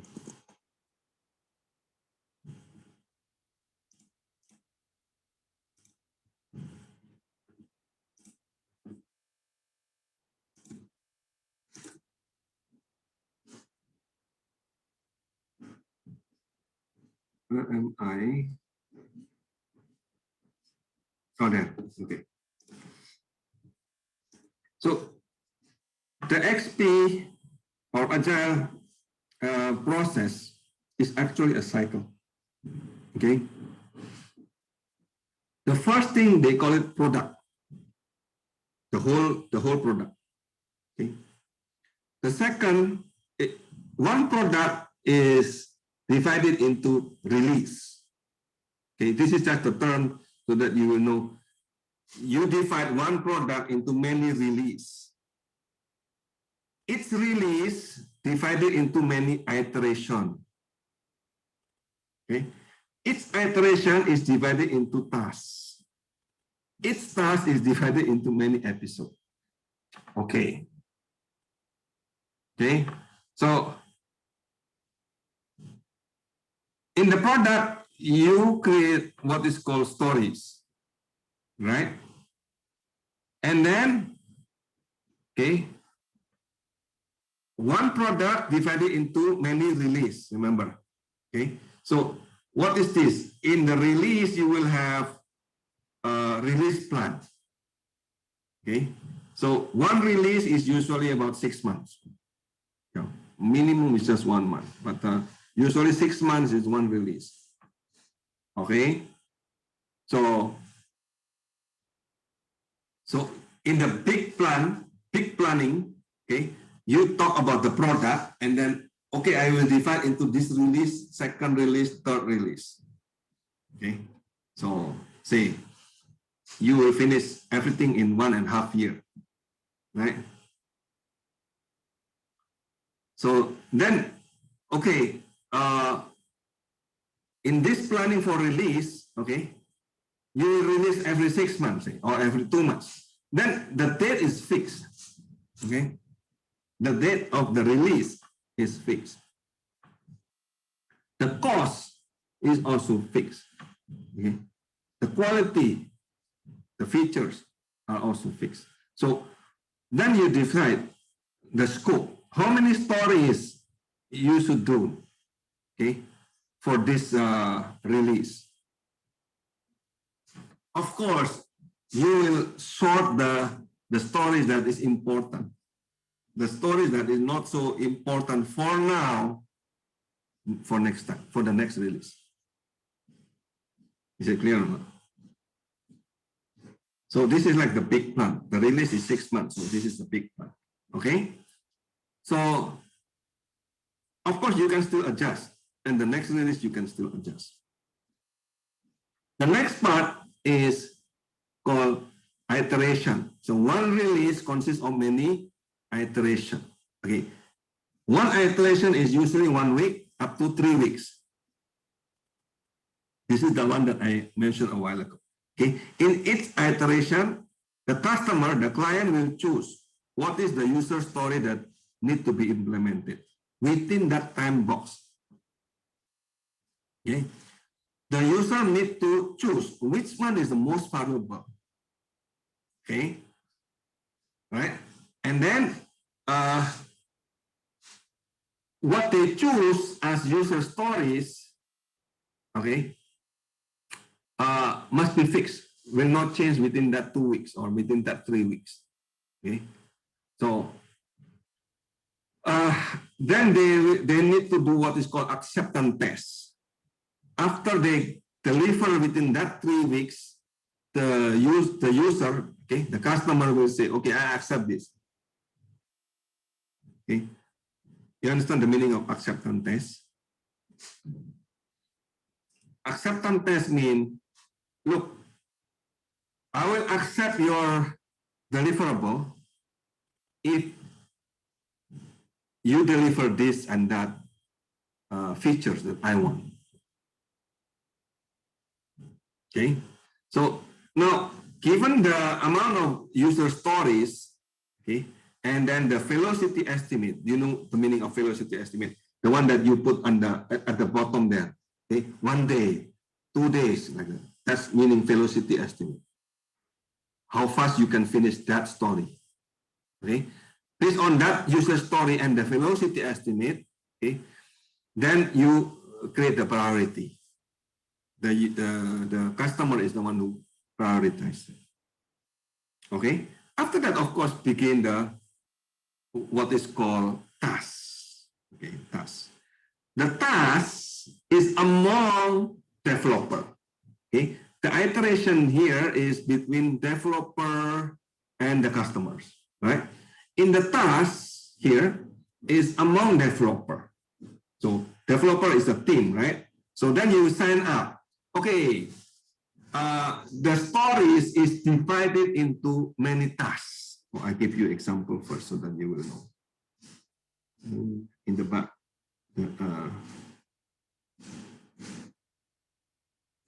this is the stories, right? Okay, this is the priority, and this is the example of the task. Okay, from the user story, you create several tasks. For each user stories, you have pseudocode.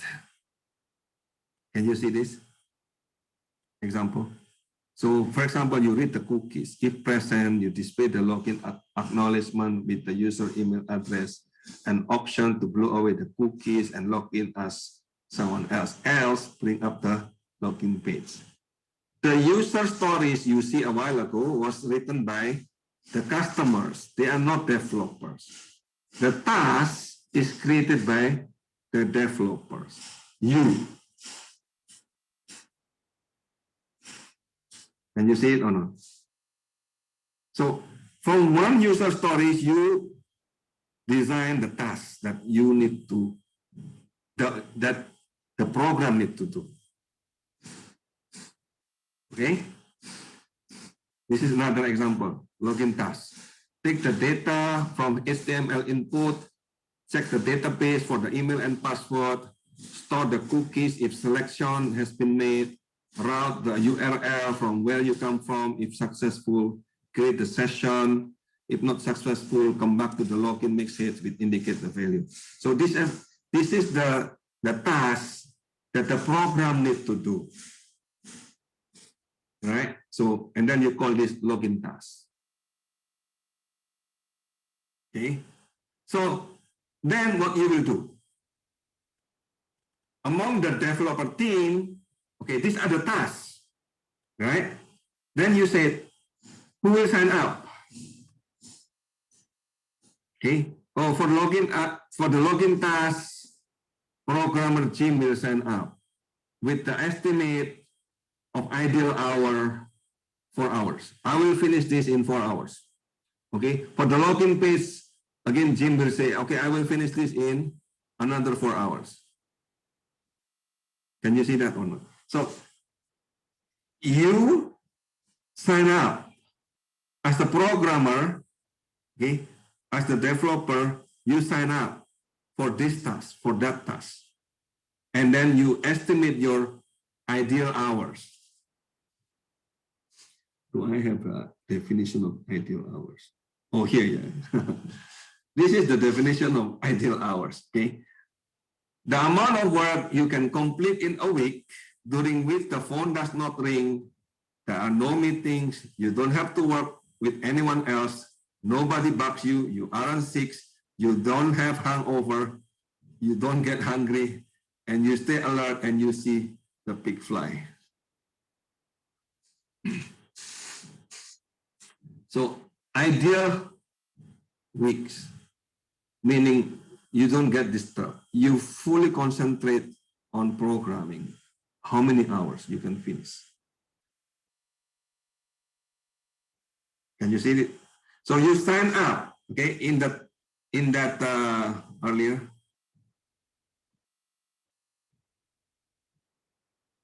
Okay, in the task, the developer sign up for the task, right? And then you begin the episode to implement, okay?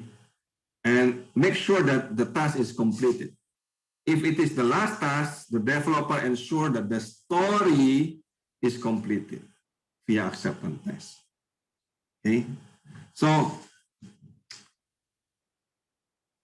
the programming tasks are identified from the user stories, okay, and the failed test. So the task is written down again in the index card. If you have duplicate, you remove, okay? And then you, or the programmer, will choose the task, and then they will put the estimate again, okay? How many hours, how many ideal days, okay? Meaning without interruption. And then the shorter one are grouped together, the longer one are again divided again into a smaller task. Okay, say you said, oh, this task is not hours, this task should be done in 3 days. And then we separate again, we separate the task into smaller tasks. so that we can do it in hours rather than days. Did you get the idea? So that you will count into the number of hours. How many hours you can finish this code? Okay. After that, you can evaluate how many, the full iteration. Okay. The last part is called episode. Okay, what is this? Episode means the real development work, day to day. Okay. So in extreme programming or agile process, okay, developer will obtain a pair partner. Strange. Say you have in one team you have 10 people. Okay. Today I will partner with you. Tomorrow I will partner with someone else. Why? What do you think? Why we need to have a partnership with other people? And one computer, okay? In one computer, 2 persons. It's called pair programming. Isn't that waste? Because one code is done by 2 persons. What do you think?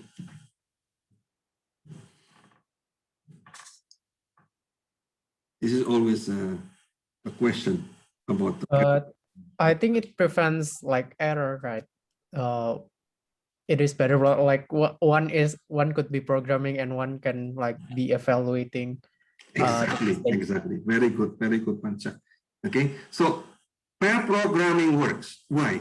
Because one is coding, the other one is reviewing the code. In fact, this is faster. Okay, checking the code while you do the programming. Okay, not they are doing cooperative work here. Not one is doing the code, the other one just drink coffee. That is not pair programming. Okay. Okay, pair programming means one is doing the code, the other one is looking at the code and review. In fact, the one that review usually more senior. Okay, because they can look at the code and check whether this is correct or not. Okay, so the pair verifies the understanding of the stories. Is this really the one that we will do? Okay, and then they start to think how to implement this. So a lot of discussion here. Okay, and then they start to create what? Before you do the code, you create first the test. So this is what is called test-driven cycle, right? So you create the test first before you create the actual code. Okay. After that, you create the code just to pass the test. After that, you keep refactoring. Remember the idea. Okay?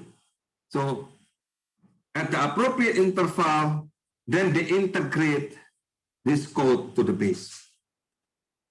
Okay? So that will be integrated with other pair. Okay? So the pair continues until the pair change or the task is completed. Okay?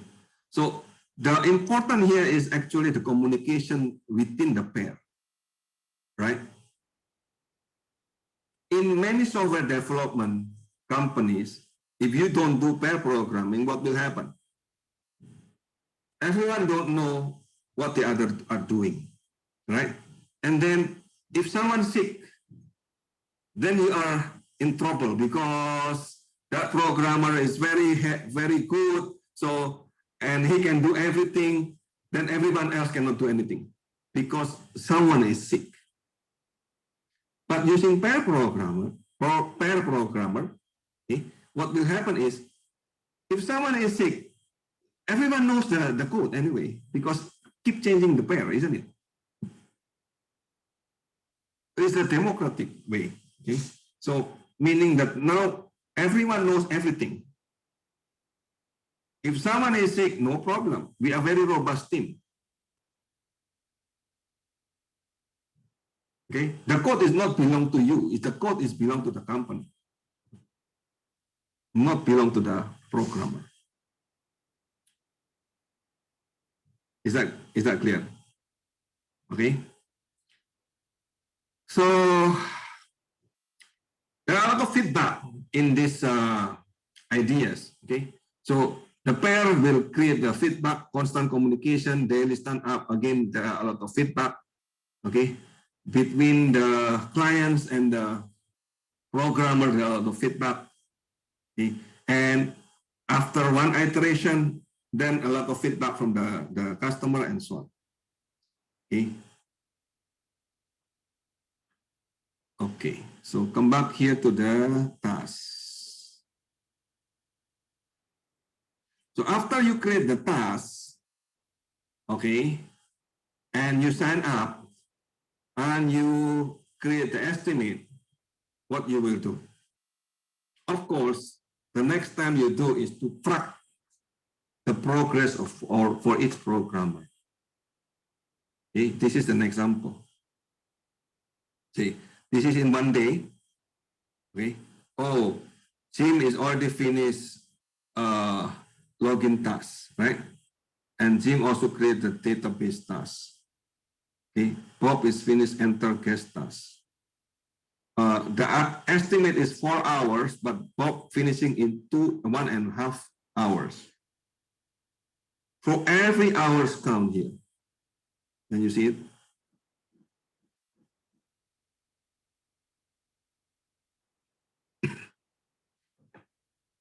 So you track the information of the actual and the estimate. Okay.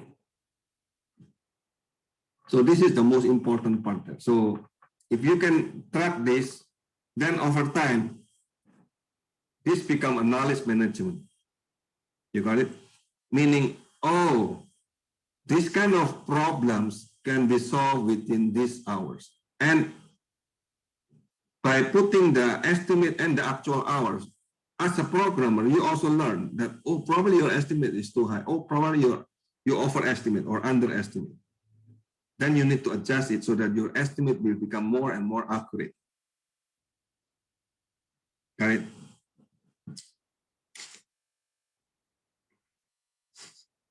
Okay. So any question? Any? So the planning base is basically the user story.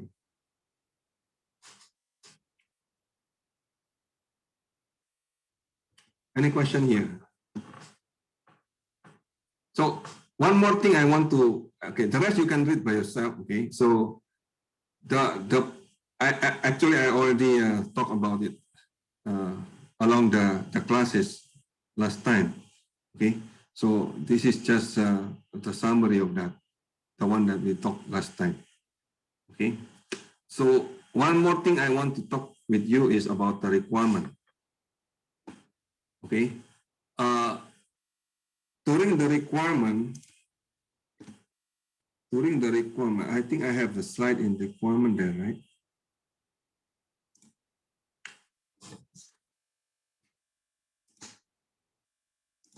Where is my software? Software engineering.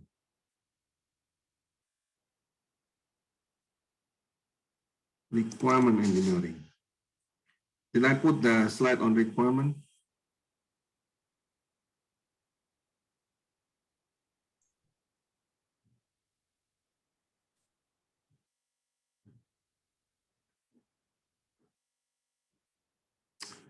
So requirement is actually the most important part, okay? In developing a software, requirement is the most important part.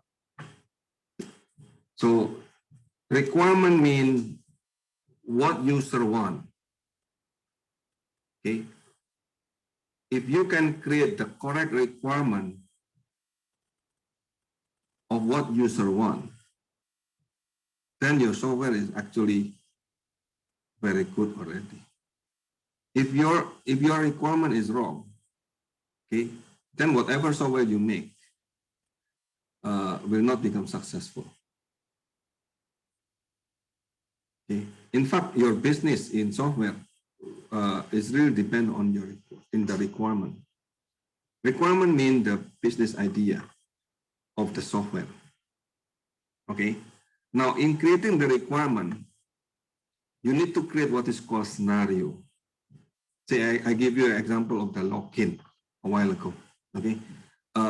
Say you want to log in certain website, right? What are the possible scenario?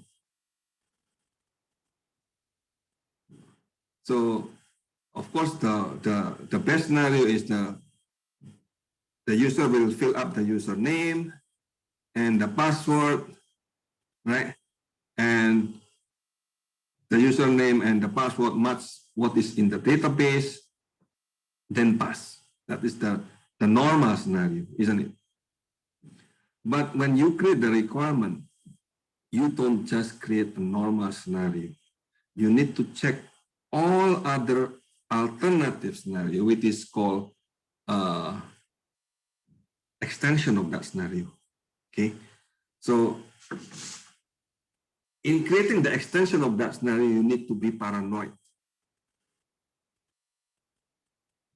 You don't hear it wrong. You need to be paranoid, meaning what happens if the user make this mistake? What happens if the user is really do this mistake and that mistake? Then you need to check and guard your software. You need to validate all the user input so that it will not have that mistake happen. Do you got it or not?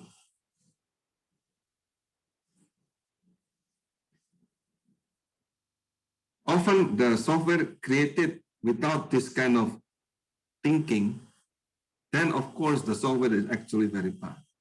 I can see a lot of problems, including the software that Petra is creating, including the one in tax office in the government of Indonesia.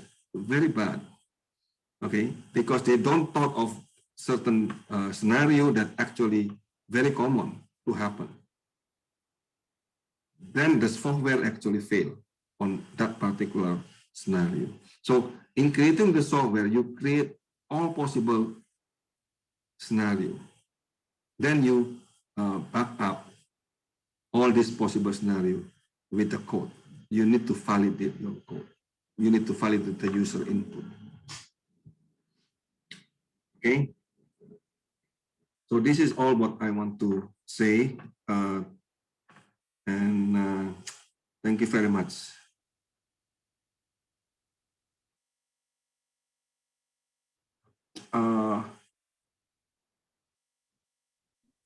Sir, can I have a question for a Please, moment? please. It's not about today's class. I'm asking about the unit test for my project. Because my project is note taking, right, and also the virtual assistant as well inside the note taking app. But how am I supposed to make the unit test?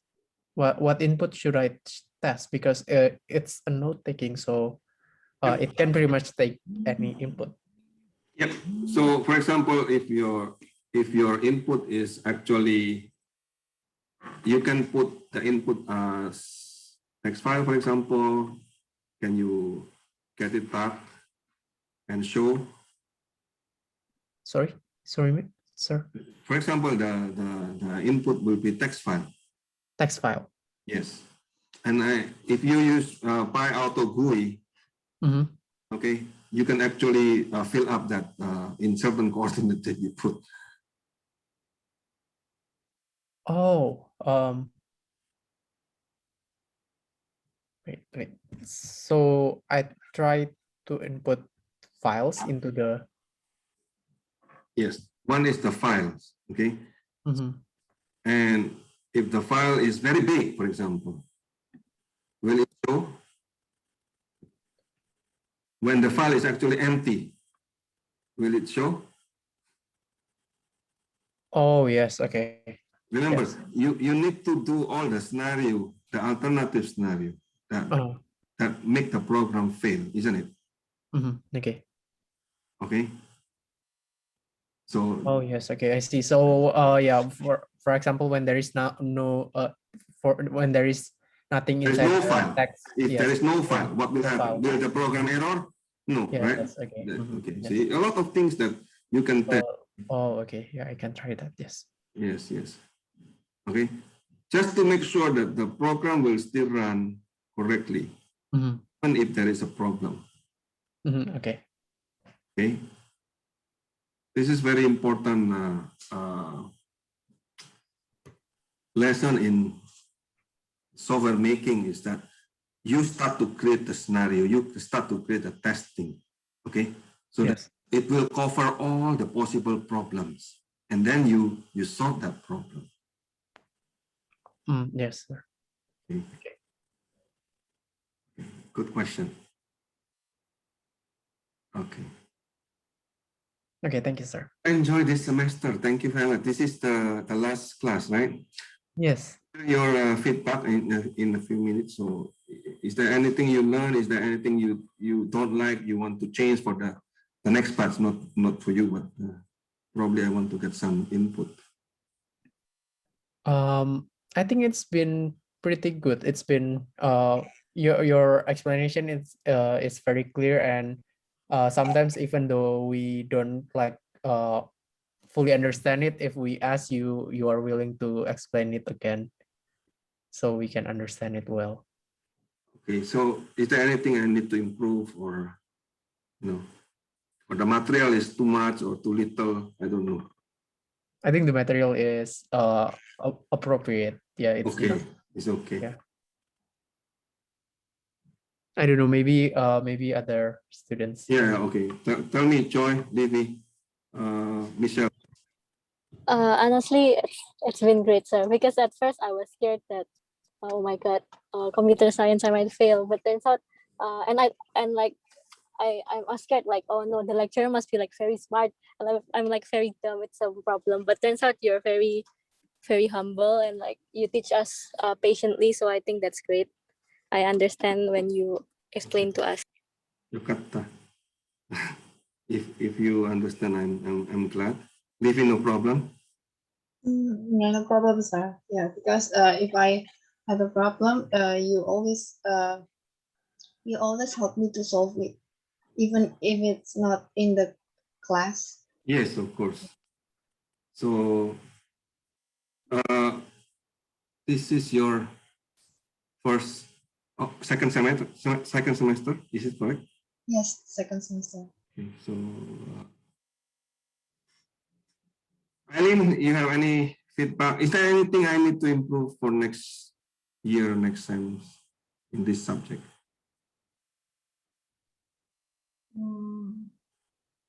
I think it's already good enough, sir. Good enough. Yes. Well, I feel that I did not cover many things. No, I want to do it a lot, but I think it's like not enough time. In fact, I hide a lot of things there, right? In the beginning, I pushed a lot, and then I removed many of them. Yeah, and then I think you switched some of them, right? Yeah. Because it's not enough. But Yeah, anyway, but I think for a 14 weeks course, it's already we learn already like something a lot, like from not knowing Python at all into being able to do the project. it's good. So I hope you start to use Python in your daily life. Okay, I believe one day you will become the expert. Okay, I'm not really expert. I'm just learning also. The same with you. Okay. So by practicing a lot, okay, you will become expert in this. And the opportunity is not only in Indonesia. I'm telling you, if you know this, you can go to anywhere else in the world, right? And you can be hired, even if you want to stay in Indonesia, you can be hired online also. You see that? Okay, so I hope this is useful for you, and thank you for your patience. Okay, if I have a problem or saying anything that offends you, so please forgive. Okay. So check the final exam and deliver the final project. Okay. I'm not sure. No, so next time I will teach logic, AI, and spreadsheet. I'm not sure is part of you. I think we will get spreadsheet next semester. Okay. Yeah, we'll meet again next semester. Oh, see you again then next semester. Spreadsheet. I think you don't need that, huh? It's too easy for you. A spreadsheet, it's Excel, right? Just Excel, like only normal Excel. Excel. Yeah, with formulas and so on. Okay. Yeah, it's too easy actually. Okay, sir. Well, see you on the See you next time. yeah, we won't have a class on the final, right? We will We do the don't. This final. is our last class today. Oh yes. Okay. Oh, one more thing before I forget. Please submit your recitation so that you can get. Yes. And second, 3 days after your final exam, I will post the grade in an Excel file in Moodle. Please. Okay. Okay. And if I make a mistake in my computation or whatever, so you tell me, you contact me personally, and I can change that. Okay. But if I have no mistake and you don't have any complaint, I will assume that you are okay with it. Then I will submit it to the department. Okay. Then after my submission, even if you cry, I will not change. Fair enough. Yes, fair enough, sir. Yes. Okay. Good. Thank you very much. Okay, thank you, sir. Thank you, sir. Thank you, sir. Bye-bye. Oh, sir, I have a last question. The final project is due today, right? You already finished, right? You just need to submit it. No, for the unit test, I made a mistake. So, Okay, so I will extend it until next week. Is it okay? oh yeah, thank Okay. you, sir. No problem then. Because I have a problem to make the unit test with Okay. the buyout. Okay, I will extend it to next week then. Okay. Okay. Thank you. Okay, thank you, sir.